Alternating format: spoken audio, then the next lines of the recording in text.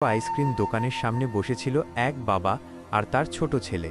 টেবিলে রঙিন আইসক্রিম সাজানো, ছেলেটা খুশি হয়ে আইসক্রিম খাচ্ছিল। ঠিক তখনই দোকানের সামনে ফুটপাথে বসেছিল আর একটা গরিব ছেলে। তার ছেঁড়া জামা, খালি পা, চোখে দুঃখের ছাপ। সে এক দৃষ্টিতে তাকিয়েছিল আইসক্রিমের দিকে। ছোট্ট ছেলেটা বাবাকে বলল, বাবা, ওই ছেলেটা আমার আইসক্রিমের দিকে তাকিয়ে আছে।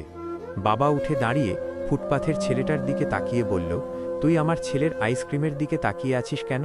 তুই কি কোনোদিন আইসক্রিম খাস না? ফুটপাথের ছেলেটা মাথা নিচু করে চুপ করে রইল। তার চোখে জল চলে এলো। লোকটা আবার বলল, কি হলো? চুপ করে আছিস কেন? উত্তর দে। তখন ফুটপাথের ছেলেটা মুখ তুলে কাঁপা গলায় বলল, আমার বাবা মা নাই।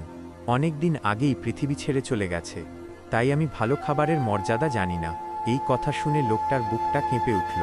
সে আবেগে ছেলেটাকে জড়িয়ে ধরল। তারপর সে একটা আইসক্রিম হাতে দিয়ে বলল, খা, আজ তুইও খা। ফুটপাথের ছেলেটা প্রথমে অবাক হয়ে তাকিয়ে রইল, তারপর হাসি মুখে আইসক্রিম খেতে শুরু করল। লোকটা তখন বলল, তোর বাবা মা নাই তো কি হয়েছে?